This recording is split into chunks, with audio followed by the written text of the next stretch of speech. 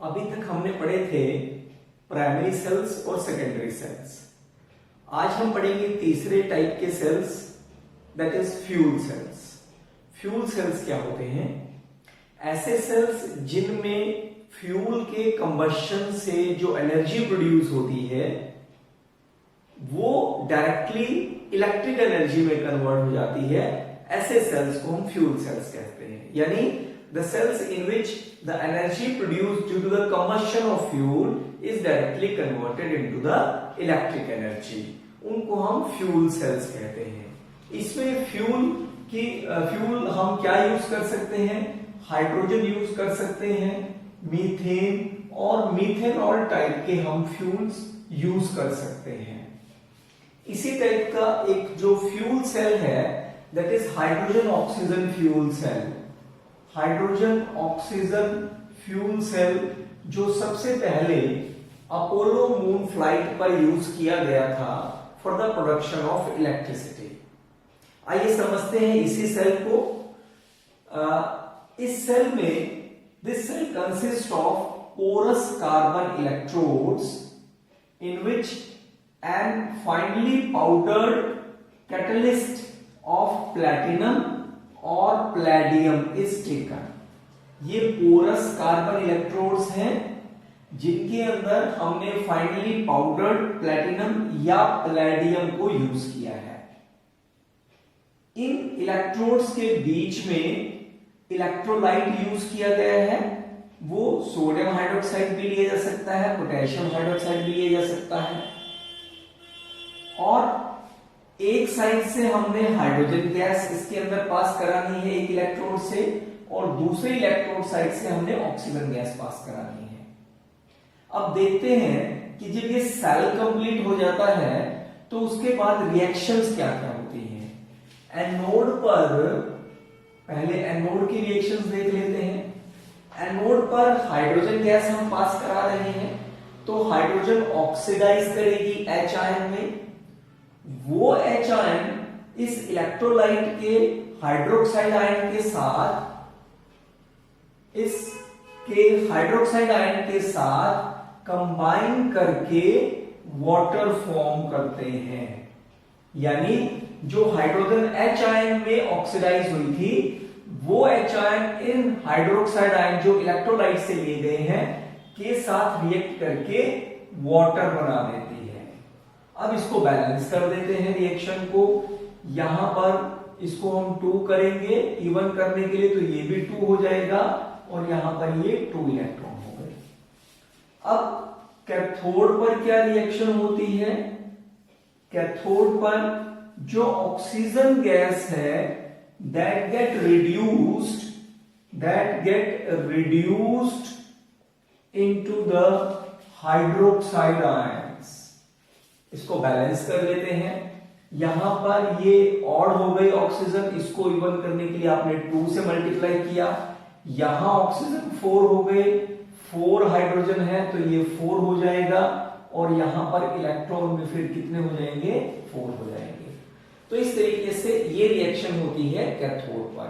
यानी एनोड पर हाइड्रोजन की ऑक्सीडेशन हुई और कैथोड पर ऑक्सीजन की रिडक्शन हुई। तो ओवरऑल रिएक्शन देखते हैं क्या होती है। इसको हमने 2 से मल्टीप्लाई कर दिया, ये इलेक्ट्रॉन्स कैंसिल आउट हो गए, तो ये हो गया 2 hydrogen plus oxygen 4 hydroxide ion, इधर से भी 4 हाइड्रोक्साइड आयन, ये कैंसिल आउट हो जाएंगे। यहां पर 2 वाटर है, यहां पर 4 वाटर हो जाएंगे, तो अल्टीमेट आपको प्रोडक्ट मिलेगा 2 वाटर। यानी ये जो रिएक्शन है ये ओवरऑल रिएक्शन होती है। यानी इस रिएक्शन में, इस सेल में जो ओवरऑल प्रोडक्ट हमें मिलता है वो वाटर मिलता है। अब क्वेश्चन ये है कि इस सेल को यूज करने के एडवांटेजेस क्या हैं। अब हम बात करते हैं एडवांटेजेस की। सबसे पहला तो ये एडवांटेज है कि this cell never becomes dead. क्योंकि आप जो फ्यूल है वो कॉन्टिन्यूसली सप्लाई कर रहे हैं, इसलिए फ्यूल के कॉन्टिन्यूस सप्लाई करने पर जो इलेक्ट्रिसिटी की जो जनरेशन है वो भी कॉन्टिन्यूस रहेगी। दूसरा, नो पॉल्यूशन प्रॉब्लम,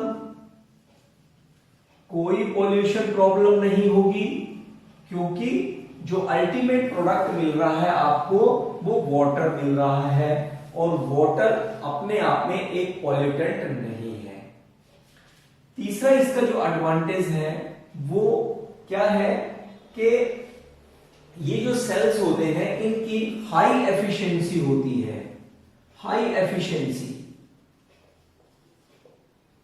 लगभग 70% के करीब इनको एफिशिएंट माना गया है, जबकि जो थर्मल पावर प्लांट होते हैं उनकी एफिशिएंसी केवल 40% होती है। मींस उनमें बहुत सारी जो फ्यूल के कंबशन से हीट जनरेट होती है, एनर्जी जनरेट होती है, वो वेस्ट चले जाती है, परंतु इसमें मैक्सिमम जो एनर्जी प्रोड्यूस है वो कंज्यूम होती है in the production of electricity. तो इस तरीके से ये कुछ इसके एडवांटेजेस हैं जिसकी वजह से इस सेल्स को हम यूज करते हैं। लेकिन साथ ही साथ इसके कुछ डिसएडवांटेजेस भी हैं। डिसएडवांटेजेस क्या है इसके? एक तो कॉरोसिवनेस ऑफ इलेक्ट्रोलाइट यूज्ड। जो हम इलेक्ट्रोलाइट यूज कर रहे हैं, सोडियम हाइड्रोक्साइड या पोटेशियम हाइड्रोक्साइड, ये हाईली कॉरोसिव नेचर का होता है, इसलिए ये इसका एक डिसएडवांटेज है। दूसरा, costly catalyst used.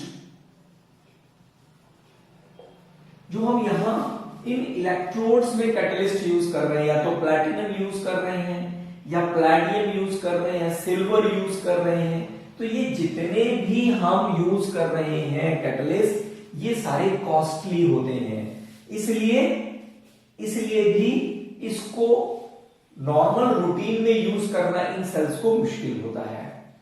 Third disadvantage क्या है इसका? अब देखिए, लो टेम्परेचर पर handling of gases at low temperature.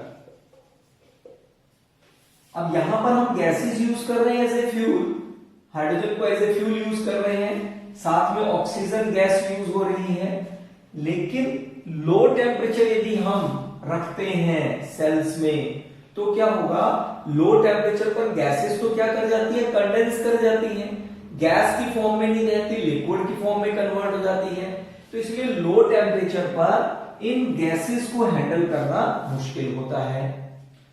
और एक डिसएडवांटेज और है इसका, वो क्या कि देखिए, जो हम फ्यूल यूज कर रहे हैं वो गैस है, जो हम कैटलिस्ट यूज कर रहे हैं वो सॉलिड है, जो इलेक्ट्रोलाइट यूज कर रहे हैं वो लिक्विड है। तीनों फेजेस को इकट्ठा यूज करना that is a big problem. So एक ये डिसएडवांटेज भी इसका रहता है कि तीनों फेज को, यानी solid, the problem of handling solid catalyst, liquid electrolyte and gaseous fuel, इन तीनों को साइमल्टेनियसली, तीन फेज के सब्सटेंसेस को साइमल्टेनियसली यूज करना it is not an easy task. तो इस तरीके से ये इसके कुछ एक डिसएडवांटेजेस हैं। बच्चों, अक्सर हमने देखा है कि जब हम मेटल्स को एटमॉस्फेयर में काफी समय के लिए ऐसे ही छोड़ देते हैं तो उनकी सरफेस पे कोई कंपाउंड की फॉर्मेशन हो जाती है। जैसे आयरन का हमने जनरली देखा है कि उनकी सरफेस पे एक ब्राउन कलर की लेयर बन जाती है। इसी तरह से आयरन के केस में हमने देखा है कि ब्राउन कलर की लेयर बन जाती है। इसी तरह कॉपर के केस में हमने देखा है ग्रीन कलर की लेयर बनती है, एक ग्रीन कलर का सब्सटेंस बन जाता है, और सिल्वर के केस में एक ब्लैक कलर का सब्सटेंस मेटल की सरफेस पे फॉर्म होता है। ये जो सरफेस कंपाउंड की फॉर्मेशन है मेटल की सरफेस पे, this process is called as a corrosion. इसको हम क्या कहते हैं? कोरोशन कहते हैं। ये जो आयरन के केस में जो सरफेस कंपाउंड बनता है ब्राउन कलर का, ये हाइड्रेटेड फेरिक ऑक्साइड होता है। कॉपर के केस में जो ग्रीन कलर का सब्सटेंस बनता है ये बेसिक कॉपर कार्बोनेट होता है, और सिल्वर के केस में जो ब्लैक कलर का सब्सटेंस सिल्वर सरफेस पे बनता है वो सिल्वर सल्फाइड होता है। तो फिर कोरोजन क्या हुआ?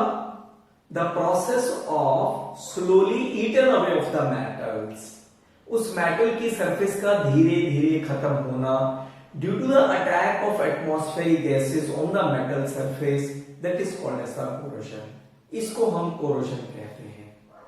आयरन के केस में this process is called as the rusting. Iron के केस में हम स्पेशली इसको रस्टिंग कहते हैं। और ये जो ब्राउन कलर का जो सब्सटेंस मेटल की सरफेस पे बनता है this is called as the rust. Actual में जो रस्ट की फॉर्मेशन है this can be explain on the basis of an formation of an electrochemical cell on the metal surface। Metal surface पर iron की surface पे electrochemical cell बनता है। आइए देखते हैं कि ये सेल कैसे बनता है, इसका इस प्रोसेस का मैकेनिज्म क्या है। एक्चुअल में मेटल की सरफेस पे जहां पर वाटर मॉलिक्यूल्स, वाटर रुकता है, वो वाटर कार्बन डाइऑक्साइड को, एटमॉस्फेरिक कार्बन डाइऑक्साइड को डिसॉल्व करके और कार्बोनिक एसिड बनाता है। ये जो कार्बोनिक एसिड होता है it get dissociated into H ion and carbonate ion.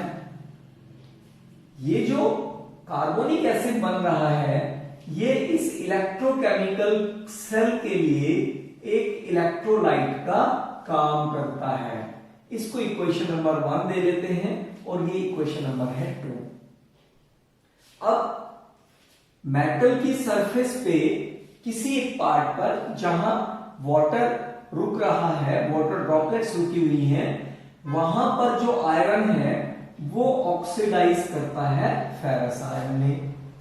तो वो साइड जहां पर ये रिएक्शन होती है that is called as a anode.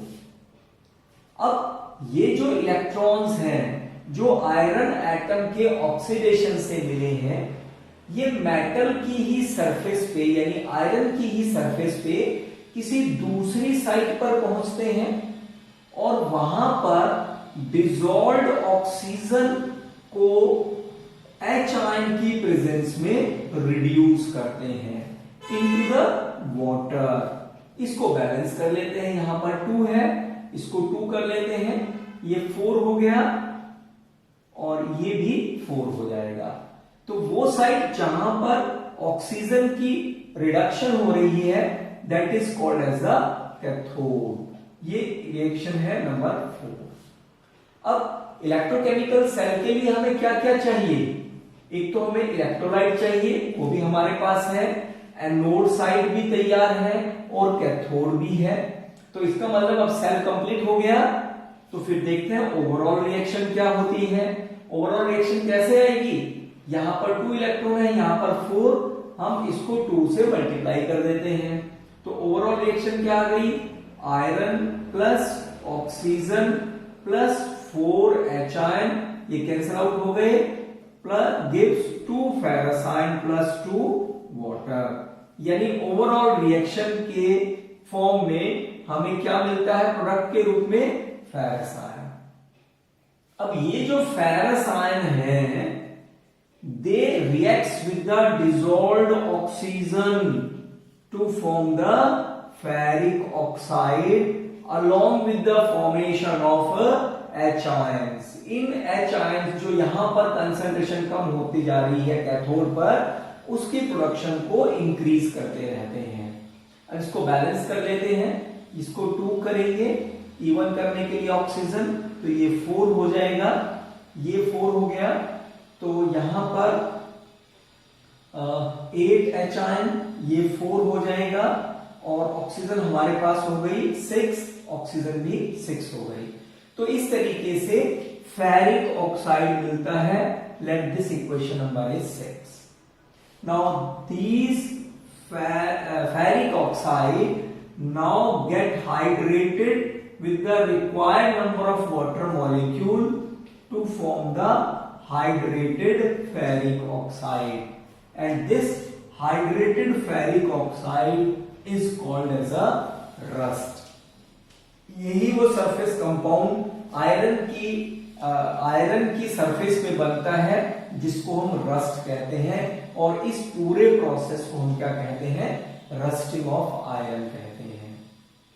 ये देखा गया है कि जो कैथोड है वो डिपेंड कर रही है H आयन पर, यानी ऑक्सीजन की जो रिडक्शन है वो H आयन की कंसंट्रेशन पर डिपेंड करती है। इसका मतलब क्या हुआ कि यदि H आयन की कंसंट्रेशन ज्यादा होगी इलेक्ट्रोलाइट में तो क्या होगा, रस्टिंग फास्ट होगी। यानी यदि pH आपने इंक्रीज कर दी किसी तरीके से, pH इंक्रीज कर दी यानी आपने अल्कलिनिटी की तरफ ज्यादा इंक्रीज कर दिया, एसिडिक कंडीशन कम हो गई तो रस्टिंग H आयन की कंसंट्रेशन कम हो जाएगी, तो रस्टिंग क्या हो जाएगी, कम हो जाएगी।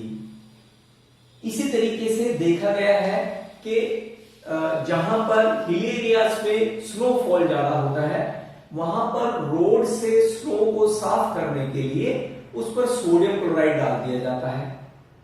अब सोडियम क्लोराइड डालने से क्या होगा, जो वाटर है उसमें इलेक्ट्रोलाइट मिक्स हो गया, इलेक्ट्रोलाइट के मिक्स होने से जो इलेक्ट्रॉन की मूवमेंट है उस इलेक्ट्रोकेमिकल सेल में वो फास्ट हो जाएगी, और जब इलेक्ट्रॉन्स का मूवमेंट फास्ट होगा तो यानी सेल की वर्किंग ज्यादा हो गई, सेल की वर्किंग ज्यादा हो गई तो मींस जो रस्टिंग है वो भी फास्ट हो जाएगी। यही कारण है कि जो ऑटोमोबाइल्स होते हैं हिली एरियाज में जहां पर स्नो को साफ करने के लिए सोडियम क्लोराइड डाला जाता है, वहां पर ऑटोमोबाइल्स की जो नीचे की जो सरफेस होती है वो बहुत जल्दी रस्टेड हो जाती है। तो इस तरीके से ये था हमारा प्रोसेस रस्टिंग।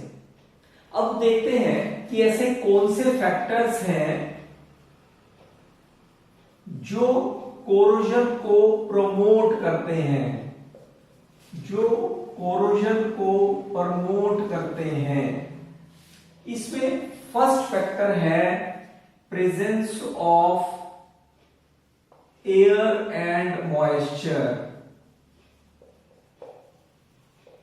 एयर और मॉइस्चर ये दो एसेंशियल कंडीशन होती है रस्टिंग के लिए। तो जितना एयर और मॉइस्चर की प्रेजेंस यदि दोनों की इकट्ठी होगी तो जो कोरोजन है वो फास्ट होगी। दूसरा जो फैक्टर है वो है reactivity of metals. Reactivity of metals, जिस मेटल की हम कोरोजन की डिस्कशन कर रहे हैं वो मेटल जितना ज्यादा रिएक्टिव है उसकी कोरोजन भी उतनी ही फास्ट होगी। रिएक्टिव मींस जिसका जितना ज्यादा ऑक्सीडेशन पोटेंशियल है उसकी कोरोजन भी उतनी ही ज्यादा होगी। तीसरा presence of electrolyte. Presence of electrolyte, metal surface पे जो वाटर की प्रेजेंस होती है उसमें जितना ज्यादा इलेक्ट्रोलाइट होता है वो उतना ज्यादा कोरोजन को प्रमोट करता है। फोर्थ फैक्टर है हमारे पास presence of bends and scratches, यानी मेटल पर जहां पर बेंड्स होते हैं या स्क्रैच पड़े होते हैं जहां पर वाटर के रिटेन होने के चांसेस ज्यादा होते हैं तो वहां पर कोरोजन उतना ही ज्यादा इंक्रीज कर जाता है। और इसी तरीके से जो प्रेजेंस ऑफ इंप्योरिटी है in the metal, presence of impurity in metal, यानी मेटल्स में जितनी ज्यादा इंप्योरिटी होगी उतना ही जो कोरोजन होगा मेटल का वो भी ज्यादा होगा। आइए अब देखते हैं कि ऐसे कौन से मेथड हैं जिनसे हम कोरोजन को प्रिवेंट कर सकते हैं, मेटल को कोड होने से रोक सकते हैं। इसमें जो सबसे पहला मेथड हम लोग पढ़ेंगे that is the barrier protection. अभी हमने देखा था कि जो कोरोजन होती है that is due to the attack of gases on the metal surface. तो यदि हम कुछ ऐसा करें कि मेटल की सरफेस और एटमॉस्फेयर के बीच में एक बैरियर क्रिएट कर दें, तो क्या होगा, कोर्जन रुक जाएगी। और वो बैरियर हम कैसे प्रमोट कर सकते हैं, बाय ऑयलिंग कर दे मेटल की सरफेस को, या ग्रीजिंग कर दे,